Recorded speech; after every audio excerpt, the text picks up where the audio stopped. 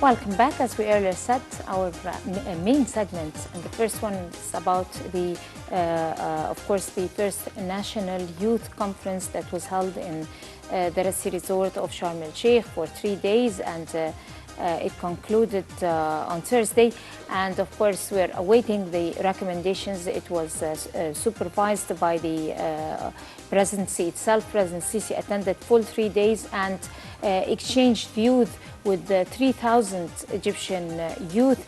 And of course, it was attended by government officials from Egyptians of all walks of life and from different parliament members and prominent women from Egypt, and they all exchanged ideas, they exchanged issues, they exchanged national issues, they exchanged views about many important files. Thorny of them were opened with transparency, and of course we all know that the idea was first sparked by the presidency program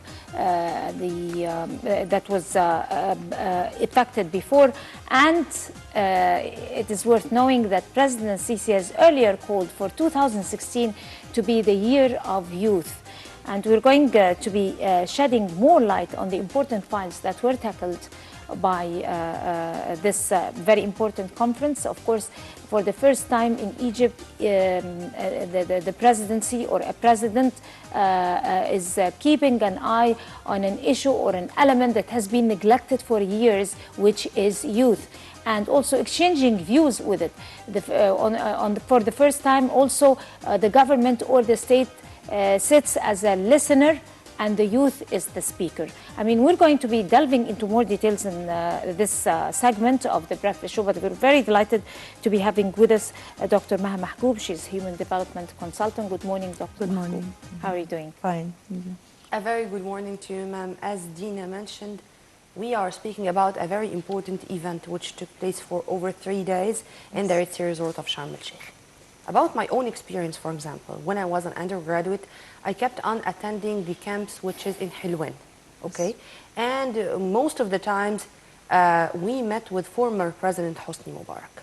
But this was maybe the only interaction between the president and the youth, and it was only a 2-hour speech or something like that, and that's it. Yes. I think in our modern history, this is the very first time we see the head of a state for full 3 days with the representatives from this very important section of the society, the youth, to listen, to interact, to exchange ideas, points of views, visions, everything, I think. How do you see the significance of holding this conference in this very important timing, and of deciding to have this this conference as an annual gathering which is going to be held every year in November or in December? Yes, good morning. I'm so impressed with the conference. It was the first conference, National Youth Conference. Youth are representing nowadays 60% of Egyptian population. Mm-hmm. So we have to take care of those youth. They have been neglected for centuries, and nowadays, as you mentioned, that this is the first conference to look after the youth. It was very important to negotiate what about what we are doing now and what we are going to do later on. What about the Egypt vision, how to set succession planning for youth, how to prepare them for future jobs and to be good leaders in the future. It's very important to negotiate what about current problems. We are all Egyptians nowadays, they are facing maybe some troubles. They don't know what's happening right now related to some issues such as security, food, currency, everything. So we have many question marks, all Egyptian, not youth only. But this conference, most of Egyptian people, they felt relieved after the conference because it has discussed many issues such as culture, economic, political, media, sports, everything, all areas of Egyptians, and how to set future views for each aspects of youth involvement. Right. Of course, the past 3 days are considered, or the 3 days of the conference are considered the leap in the history of the nation. And for the first time, the state is committed to be listening to the problems and the concerns of youth. And even President Al-Sisi mentioned so. He also made it clear that the recommendations are going to be turning into directives by the presidential office. Of course, there were many thorny issues that were tackled inside this conference, and also through the panel of discussions. There were files of education, files of opening opportunities for the youth, or job opportunities. Of course, the freedoms file was open with huge transparency, the anti-protest law, I mean, economic, I mean, opening the idea of reviewing the investment law, I mean, many issues. If you like to take a review of the issues that were unfolded over the panel of discussions, which would you pick up and shed the light on? Actually, I was very happy sharing the conference with the whole Egyptian people. It has been watched within the TVs. The conference included 3,000 youth, 300 stakeholders, or maybe decision makers, government decision makers, and they had about 19 sessions and 20 workshops. They have discussed a lot of issues.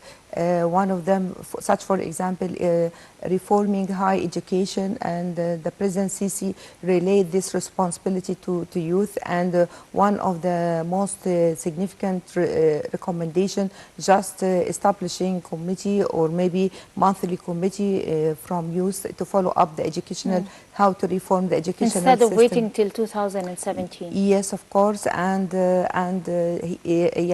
they set a lot of recommendations during the conference. One of them just to how to reform the educational system by to match. To interrupt here, ma'am, about the educational system. Yes. In specific, when President Abdel Fattah al-Sisi tackled this issue in his speech in the final day, he said, and to think about this reform out of the box. Yes. Out of traditional venues, and this is very important. Yes. Nowadays, youth are thinking differently than other people, because they exposed to the globalization, social media, and maybe they have a lot of new ideas and innovation. And the conference named with innovation conference, because we have a lot of creative people. I'm so proud of Egyptian people. So we would like to do something on earth. We don't want to talk just about some slogans and so on, but we would like to involve youth in each aspect of the country. And one of the most important issues they have discussed the currency, the local currency and the foreign currency. What about the reason behind of decreasing the amount of the local currency, and how to take care or to look after the critical situation related to the currency, because it's connected with the economic situation of Egypt, and it's also connected with the public and the most of Egyptian people. They are unsatisfied with the high increase of some goods or food or something like this. So most of Egyptian people, they are worried about the current situation, what we are going to do due to the high exchange of foreign currency. So maybe I'm worried about something else. Yes. Do you remember the Economic Forum, which was held in Sharm el-Sheikh from the 13th to the 15th of March 2014? Yes, of course. Unfortunately, till the moment, there are deals, or there are accords, or there are recommendations, you name it, not fulfilled till the moment, after more than 2 years. Yeah. How I can guarantee that this is not going to happen with the recommendations or the directives even of the youth conference? Because as I'm always saying, it's not a one-man show. I mean, the presidency should not be responsible for every single detail about any gathering or about any conference, forum, event, whatever. Okay. Is it the reaction of the cabinet, which we should be waiting for? Is how the youth are going to shoulder the responsibility of implementing the recommendations on the ground? Is it what? I think we are very poor, not poor country. What I mean that we don't have a lot of money, but we are facing really a very dangerous war. We are being fighted by other people. I don't know who are they, but we have been attacked by falling down our local currency, by fighting or maybe giving a negative view about our negative situation about our tourism. We consider about the foreign currency which comes from the tourism, and of course we don't have tourism for a long time, which affect the investment in Egypt. Maybe some people, they want to send message to the other people or the whole world that Egypt is not safe. So who wants to come to Egypt and invest and to pay money, and he sees each day a bomb here and there and a flight crash or something like this, because we are a very dangerous situation. So we thank our God that we are good right now, because although we are being fighted by some people who lives inside Egypt and from other people who expose rumors about Egypt, that Egypt is not safe or something like this. So maybe due to this situation, we did not implement the new projects, and I think these new projects is linked to the new city. And now we have agreement with China that they are going to inject $20 billion dollar or currency, I don't remember exactly, into the new city. So maybe some projects will come. You mean the new administrative capital? Yes, the new one. The yuan, 20 billion yuan, Chinese yuan. Yes. But let me take it from the bombs. You mentioned bombs and assassinations and or terrorist acts, types and acts.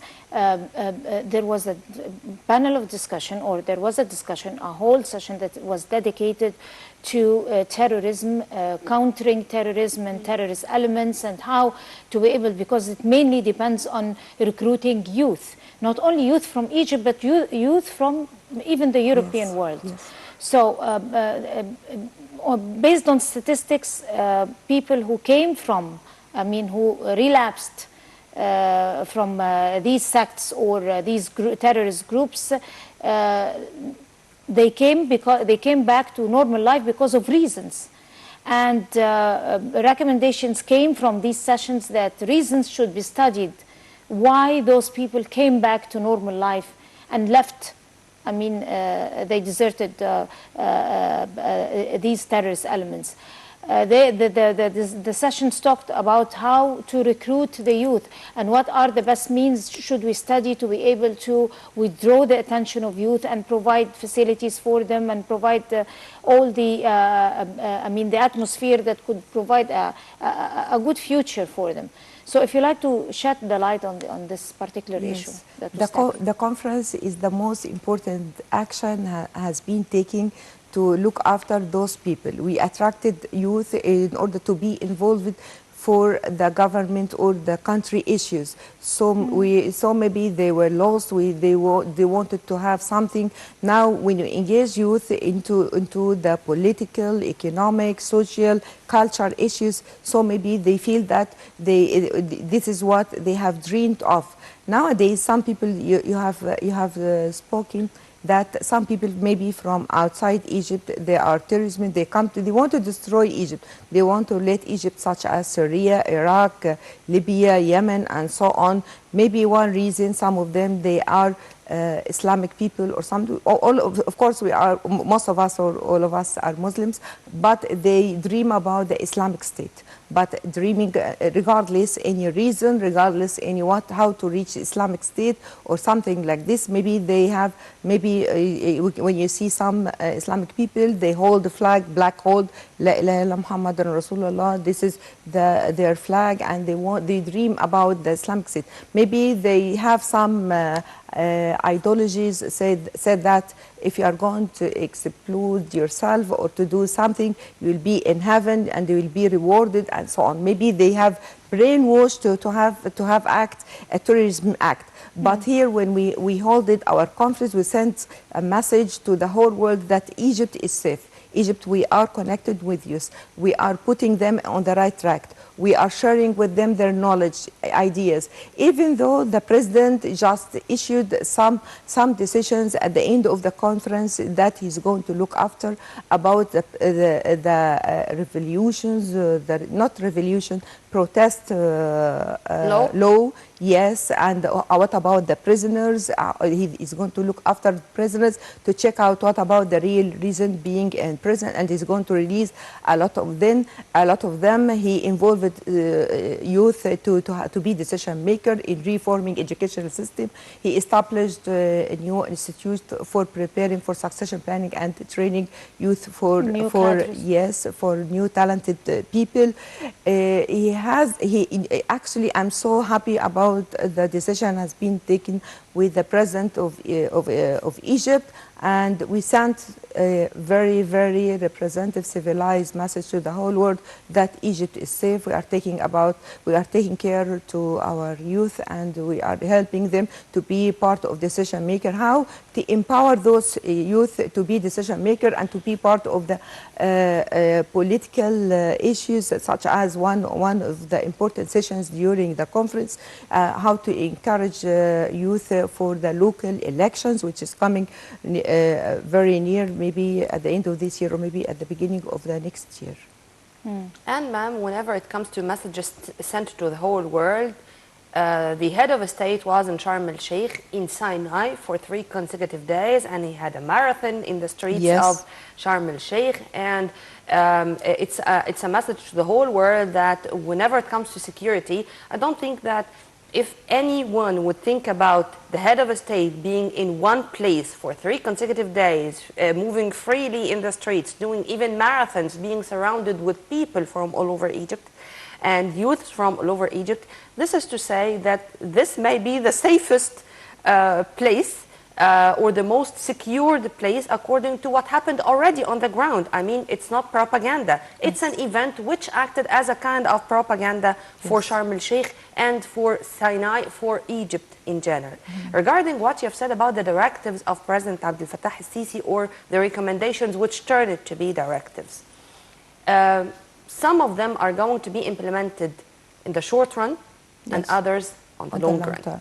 Some we are going to witness them right now, and others are going to continue, or we hope that they are going to continue in the right track. Would you forgive me? I'm all the time thinking about guarantees. What are the guarantees that the good start is going to continue and to move forward in the right track? Bureaucracy. Of course. And unfortunately, we do have malmanagement in many sectors. Unfortunately, we do have people who are not that brave to take decisions in the right timing. Yes. How we can avoid these things? I mean, whose decision is going to be? It was a smart idea holding monthly events or seminar for youth just to follow up the recommendations, and holding yearly conference in November, national conference for youth November, to follow up about the progress, about the last recommendation of the current conference or last conference. So maybe youth, they will be more empowered and engaged in decision making within the country decisions. And I think the President Sisi is looking after those youth, and he wants to eliminate the bureaucracy and how to be weak in decision making or to take action to implement something. So I'm sure that we are going to get rid of all bureaucracy issues, to be afraid of taking certain decisions, because he knows about how to improve the importance of youth, how to improve them, how to engage them in decision making in the country.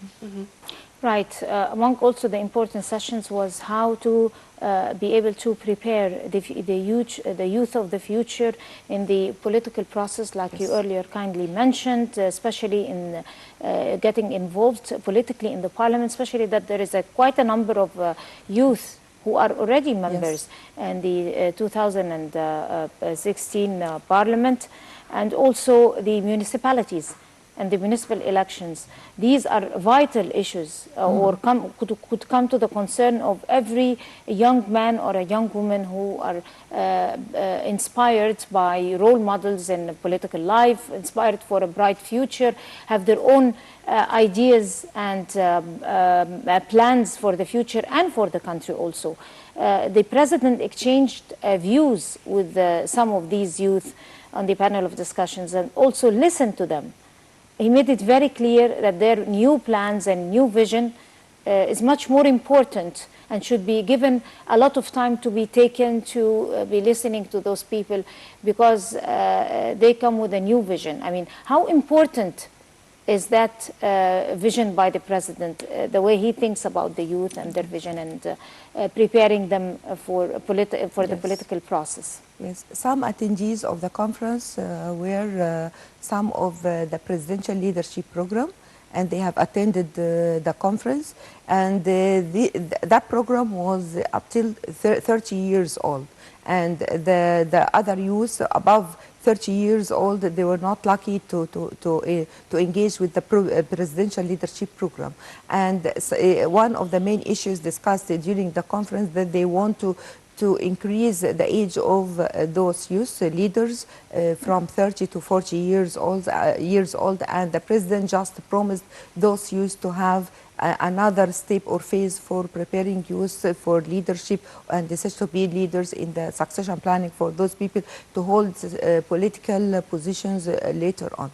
And nowadays, as you mentioned, that we have certain numbers, it's good, who engage in the Egyptian parliament. Before, we have never seen that youth under 30 years who engage in the Egyptian parliament. And nowadays, I think the government's just engaging youth into the parliament. And about the local elections, it says that 25% for women, 25% for youth, and 50% for workers and farmers. So youth, we are going to get high percentage of local seats, because they represent women and they represent farmers and workers. So maybe in the next phase they will be empowered by holding certain positions with local seats. Among the important sessions which were held in the three-day convention in Sharm el-Sheikh, it was about media and the role of media and the need to organize media and to have a code of ethics or a law. I mean, you name it, ma'am. How do you see how the media role was tackled in the Sharm el-Sheikh convention? Yes, it was very successful discussion with all media, not all, some of them, stakeholders, and discussing main issue face media. Nowadays, we can see that media play an important role of changing the minds of people, and they send direct message. Maybe it's right or maybe it's wrong. They charge most of people with maybe negative thoughts or positive thoughts. So it's very important to discuss what about the most important issues related to media, how to set law to organize about the certain topics, what about the main issues to be discussed within the public, because we are passing with very critical stage or time due to the increase of some goods or changing of the current of the currency. So they are playing an important role. So I think it was very fruitful discussing with most of stakeholders who play important role in transforming messages to the other people, and how to let those people to transfer positive news or some things to the public. Among also the important elements that the president talked about and even the youth tackled was the social network. Yes. And how important is it in fighting the terrorist elements and the terrorist ideas and the calls or the pages, since there isn't an effective way to be able to shut down or monitor the activities of those terrorist elements. That's why there is a lot of a burden that is on the shoulders of this particular element, which is the social network. Yes. If you like to shed the role on... Yes. Now we talk about Facebook generation. Most of people now, they are opening and they think about some news about which comes out from the Facebook, for example. One, I've faced a certain situation. Just I read an article on Facebook, and then I shared this article, and someone replied to me and told me this article has been published in 1 year or 2 years ago. So maybe rumors comes out from social media which affects the national security of Egypt. And of course, all of us knows about the call of 11/11 here in Egypt, and how to attract people to go to get down again in the street. Can you imagine that the securities found 700,000 new accounts which call for the new 11/11? So the social and 99% media, of them are fake. yes, of course. Yeah. And they are just watching what about the reaction of most people. They have rumors, they have fake news, and so on. So we have to fight those people who are affecting the national security or the security of the country with rumors, fake news, or something like this. So they have discussed this issue, and we have to look after the fake accounts which affect the national security of the country. Dr. Mahgoub, one of the main obstacles on our political track was missing the youth participation in our political life. Yes. And this was represented in the referendums we had before, or even very important elections when it comes to the parliament, or even the maybe the presidential elections was the only, to some extent, of course, was the only exception. How do you see the reaction of the youth right after those 3 days? I mean, if we are talking about 3,000, when they returned home, they are going to speak with their with the media around them, and then it's going to be moved from one to the other. So it's going to be an infection to reach, I hope, thousands or millions of Egyptians. So, do you think that such gatherings or such events are not going only to affect the youth economically or socially? It's going also to affect them or to change their points of view politically, to urge them to participate politically or to practice their political rights in Egypt when it comes to political life in general? Yes, of course. Before 2011, we have not seen a lot of youth participating in political life. After the 25th of January revolution, a lot of them just asked to involve youth in the political life. And the conference is very important and just discussed a very, very important issue such how to empower youth to be good leaders in the future, how to involve them in decision making. If you permit me, ma'am, I'm not here speaking about political cadres. Yes. I'm speaking about a simple Egyptian youngster who is from 20 to 30, for example, who unfortunately abstained before or did not want to participate in any of the main or major political events like voting in a referendum or in elections, as I said, whether it's presidential or parliamentary or whatever, saying that my vote is not going to be that important. I'm not going to change anything.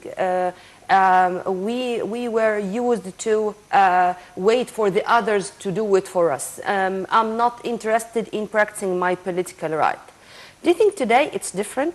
I mean, this negative way of thinking about political life in Egypt is different? Yes, I'm going to ask you a question. Yeah. Both of you are youth, okay? Have you ever elected before 2011? Have you ever been into election and elected something, president or something? After 2000, have you ever gone there all of Egyptian people, especially youth, after 25th of January, we went all together to elect maybe for constitution, for the new president. We are participating in the election process. Maybe they are maybe a little bit depressed because we have, the Egyptian society have divided into two parts, maybe with and against, with maybe some Muslims brothers and against the current regime. So you will never have some people just to have